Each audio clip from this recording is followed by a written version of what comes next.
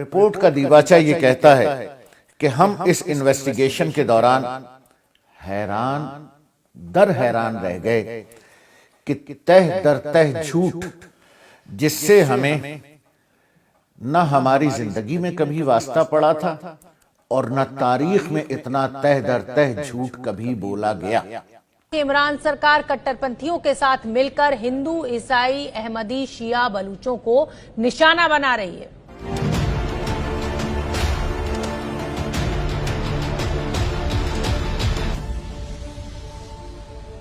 European union observer اور دنیا کا محترم ترین رسالہ اور میگزین اور پبلشنگ ہاؤس دی اکانومسٹ جیسے وقی اخبار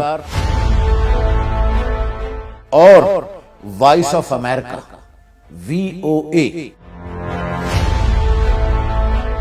اور پھر یورپین یونین پارلیمنٹ کے لیٹر ہیڈز استعمال کیے گئے جن پر فون نمبرز اور ایڈریسز جعلی دیے گئے، پبلشنگ ہاؤسز بنائے گئے جن سے کتابیں چھاپی گئیں اور کتابوں کے اندر تحریف کر کے اپنے مقصد کے مطابق اسے تبدیل کر کے ان کتابوں کو دوبارہ چھاپا گیا۔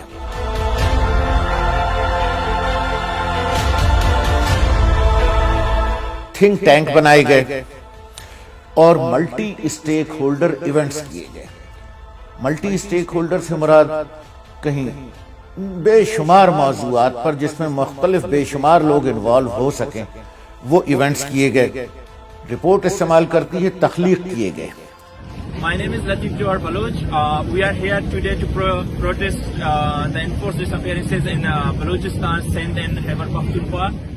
BBC کے پروگرامز، ان کے اینکرز اور برطانوی وزراء کے فیک آئیڈینٹیٹیز کے ساتھ فیک پیجز بنائے گئے، فیک بیانات دیے گئے، فیس بک کے جعلی پیجز بنائے گئے۔ برطانوی وزراء اور برطانوی پارلیمنٹ، یورپین یونین کے MP، ممبر پارلیمنٹس کے، بیلجیم کے اور اسلامی ملکوں پہ بھی میں آتا ہوں کہ وہاں کیا کیا گیا۔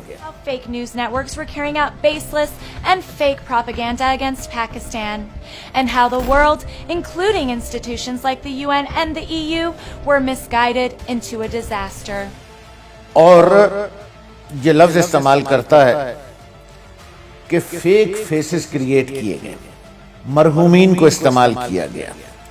پھر یہ لفظ استعمال کرتے ہیں layers of fake media. Report کی صفحہ نمبر 27 اور 28 پہ ہم چلے جائیں، سیدھا فارورڈ کے بعد بیچ کو چھوڑ دیں تو پیج نمبر 27 پر ایک NGO، دوسری NGO اور تیسری NGO کا ذکر ہے اور ایک صاحب کا نام ہے جو پاکستانی ہے۔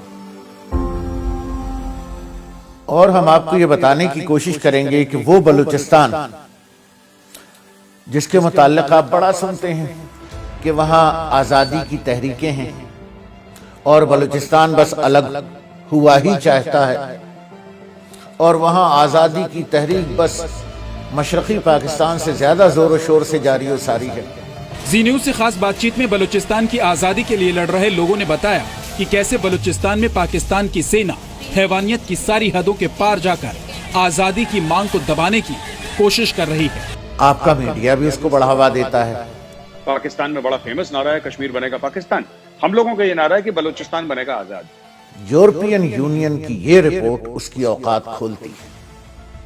Indian Chronicles, a series of CJ Post reports, will continue to shock audiences by explaining the splendid work carried out by EU Disinfo Lab for unveiling Indian fake propaganda network. وہاں کوئی آزادی کی تحریک نہیں ہے بلوچستان، اور یورپین یونین کی ڈسنفو lab کی یہ رپورٹ خفیہ نہیں ہے، باقاعدہ پبلش کی گئی ہے، انٹرنیٹ پر موجود ہے۔ آپ اپنے نیٹ پہ صرف اتنا لکھیں انڈین کرونیکل، یہ رپورٹ آپ کے سامنے آ جائے گی۔ 89 پیجز ہیں اور پیجز بھی بڑے والے ہیں۔ اب ہم جب چلتے ہیں صفحہ 27 اور 28 پر، اس کا ٹائٹل سنیے، بڑے مزے کا، یہ ہیڈنگ نمبر رومن 3 ہے رپورٹ کی۔ ٹائٹل سنیے، NGOs outside of the United Nations linked to Srivastava Group India۔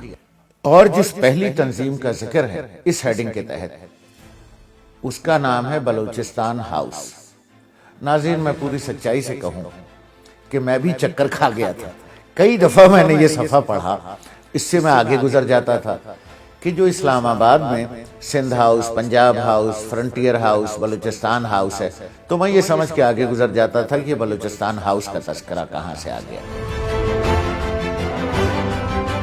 لیکن جب میں نے ہیڈنگ پڑھی، N G Os outside of the United Nations linked to the Srivastava group of India, اور یہ ساری مردہ تھیں جنہیں انہوں نے سریکٹ کیا، یعنی دوبارہ زندہ کیا گیا۔